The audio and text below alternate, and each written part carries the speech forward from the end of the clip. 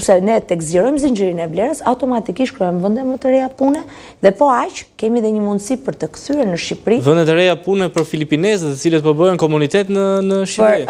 Besoj për shërbimin këtë mund ta diskutoj. Unë po flisja për industritë përpunuese, nuk po flisja për industrinë e shërbimit. Patjetër dhe aty ka nevojë. Sepse shumica bizneseve nuk kanë punonjës dhe i rekrutojnë nga jashtë. Eksakt, por ka edhe një element. Ne tek shikojmë dhe prandaj po diskutojmë, tek shikojmë që ka vende pune të reja në Shqipëri, shikojmë që do duhet që të kemi edhe dëshirën për të punuar dhe kulturën e punës. Sot keni të drejtë, në pjesën e shërbimeve po vinë të huaj në Shqipëri për të ofruar, për të marrë punë, për të ofruar punën e tyre në industrinë e shërbimit. Gjë që ne brenda vendit po e kemi të vështirë sepse njerëzit kërkojnë më shumë paga më të larta, por rritet po ndërkohë duhet të ndryshojmë pakës kulturën e punës, sepse tek shikojnë që kur shkon në Greqi, pagat shumë të ulta. Po nuk janë pagat shumë të ulta, të diskutosh që dikush që ofron pjesën e shërbimit ka një pagë që nis nga 70.000 deri në 100.000 lekë të reja, nuk është pagë e ulët. Të kesh tetor punë 70 deri në 100.000 lekë nuk është pagë e ulët.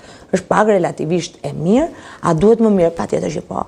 Gjithmonë njeriu kërkon më shumë e më shumë. Unë mendoj që për pjesën e kushteve të punës dhe për pjesën se si do duhet ketë një marrëdhënie më të mirë të ata që drejtojnë apo zhvillojnë bizneset dhe atyre që ofrojnë punën, patjetër aty do duhet ketë edhe diskutime të tjera për mënyrën se si duhet ketë kushte pune më të mira.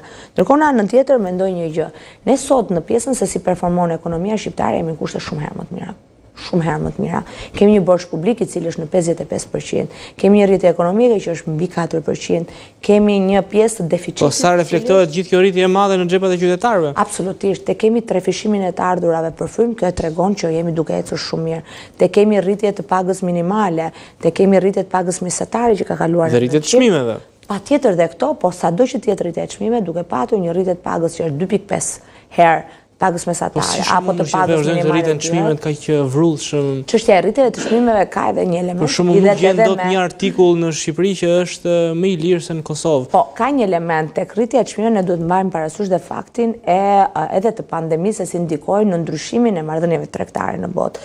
Për gjithë ato elementë të cilët apo kjo mund të ndikuar edhe për vende të tjera të rajonit, jo vetëm për ne. Po edhe në Kosovë, po të shikojmë rritje e çmimeve nuk është e ndryshme nga Shqipëria. Çmimet janë pak a shumë e njëjta, nuk ka ndonjë ndryshim. Madje ne kemi disa produkte që kemi më të lira se sa vendet e rajonit. Po kemi të tjera që kemi më të larta. Përveç vajit të ullirit, unë bëja një monitorim të supermarketeve kryesore, nuk është se kishte një diferencë. Jo, ka edhe të tjera, por ka edhe një element tjetër që për mua është shumë e rëndësishme. Ne kemi një ndryshim të bilancit tregtar. Nëse më parë 2012 ne kishim 9-1, pra për çdo 9 produkte të importuara kishim 1 të eksportuar, sot jemi në kushte shumë më të mira, ne kemi për çdo 3 të importuara, kemi 1 të eksportuar, që do të thotë gjithmonë më shumë ekonomia shqiptare po performon mirë dhe po rrisim edhe dhe përmirëson bilancin tregtar. Ndërkohë në anën tjetër, kjo është shumë e rëndësishme edhe për një element tjetër. Unë mendoj që partneriteti që duhet kemi me biznesin dhe po aq financimi dhe mbështetja e laboratorëve të biznesit dhe po aq edhe të startupe do na ndihmojë që ne të jemi konkurrues në atë që duam të jemi nesër në tregun e përbashkët në kuadër edhe të integrimit. E them këtë se detyra e një qeverie është të orientojë biznesin apo ata që duan të investojnë në biznes drejt atyre produkteve apo tregje të cilët shërbejnë si katalizator për rritjen e ekonomisë, por që kanë edhe avantazhin konkurrues. Dhe për këtë gjë besoj që partneriteti na ndihmon shumë duke mbështetur me trefishim të fondeve për laboratorët e biznesit apo edhe të startupeve, që kjo të na bëjë që të jemi konkurrues në tregun evropian.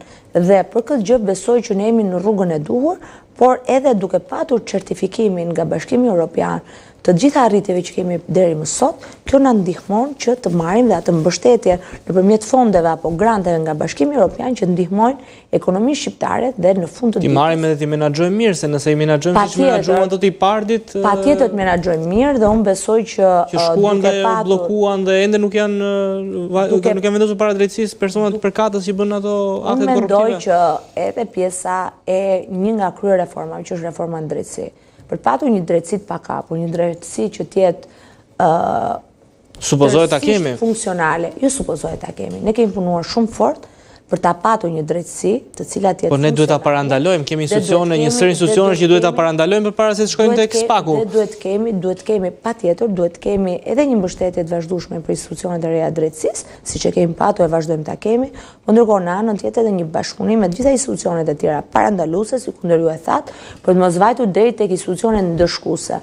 Unë e kam thënë dhe vjoj ta them sa herë ju në insertin tuaj patët një moment kur unë kam patur një diskutim me institucionet e kontrollit të lartë të shtetit, kur kanë qenë në raportim në Komisionin e Ekonomisë dhe të Financave, kur kam diskutuar pikërisht mbi faktin institucionet e tjera do duhet të jenë parandaluese dhe bashkëpunuese për të arritur që ne të mos kemi te faza ndëshkim e më pas kosto për buxhetin apo edhe për qytetarët shqiptar.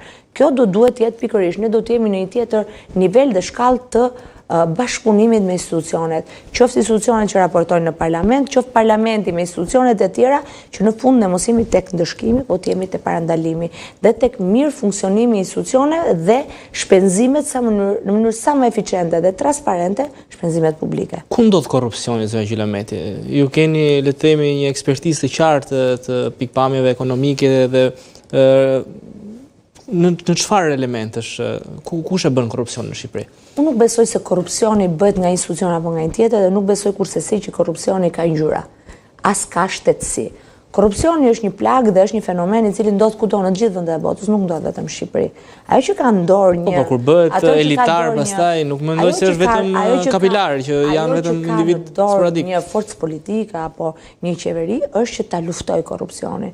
Dhe për këtë aspekt, ju e keni pasqyruar dhe në median tuaj që raportin e fundit të Grekos, që është një nga institucionet e Këshillit të Europës, në luftë kundër korrupsionit, Shqipëria renditet në 3-4 vendet e para për luftën ndaj korrupsionit. Institucionet e drejtësisë dhe po aq edhe institucionet e shtetit shqiptar janë duke punuar dhe duke u angazhuar fort për ta luftuar këtë fenomen. Ndërkohë në anën tjetër besoj që ajo që ne duhet të bëjmë është që të kemi dhe përmirësimet e legjislacionit fuqi, qoftë të prokurimit publik, po aq që thash pak më parë të bashkëpunimi që duhet të ketë kontrolli i lartë i shtetit me institucionet e shtetit shqiptar për të arritur që të kemi përmirësime ligjore që të mos ndodhi korrupsioni. Ne nuk duhet të kemi vetëm çështjen e ndëshkimit. Ndëshkimi patjetër është një formë për ta ndaluar dhe parandaluar, por ndërkohë duhet bashkëpunojmë që të mos ndodhi. Kështu që në këtë aspekt ne jemi duke punuar qoftë në ndryshimet të ligjit për prokurimin publik, qoftë në pjesën e kontrollit lartë shtetit se si duhet punoj për të patur një performancë më të mirë të shpenzimeve publike, sepse në këtë aspekt ne mund t'ja dalim edhe në luftën ndaj korrupsionit. Okej. Duke u kthyer tek pensionet, zonja Gjylameti, shumë pensionistë të cilët ndjekin retorikën e qeverisë shqiptare për rritjet e shumta që pretendon se i ka dhe flet për shifra, flet për jetën e mirë që po i ofron shqiptarëve, pensionistët sërish nuk është se po i premtohet një pension dinjitoz për të shtyrë ato vite që i kanë vetur. Shiko, çështja e pensioneve për mua ka qenë një çështje dhe është në prioritetet e mia dhe personale për te pjesës si përfaqësuese e Partisë Socialiste. E them këtë se që në krye të herës kur është bërë reforma e parë e pensioneve në qeverisjen Rama 1 në 2015, unë kam qenë një nga zërat kryesor të reformës dhe pashun në Komisionin e Ekonomisë dhe Financave. Fatmirësisht unë kam qenë për te fakti që profesioniste në fushën ekonomike, po edhe kam qenë e angazhuar në këtë çështje dhe e kuptoj fare qartë dhe ditë flasë çfarë ndryshime rrënjësore janë bërë nga 2015-a e këtej në atë reformë. Po në xhepat e qytetarëve ndryshimet rrënjësore janë në xhepa se çdo kush që ka dalë në pension pas 2015-s, flasim për ata që kanë vitet e plota të pensionit, e kupton vitet e plota të punës, e kupton që ka në xhepat e tij shumë më tepër nga çka patur nëse do dilte para 2015-s. Po ka patur edhe çmime më të lira, kuptohet. Absolutisht, patjetër, por ndërkohë, po që se do dilte para 2015-s, ishte ai tavani që nuk të çonte përtej 240.000 lekësh si pensionist. Çfarë do lloj, sado vitet kishe, sado kontribut, nuk shkoja më tutje.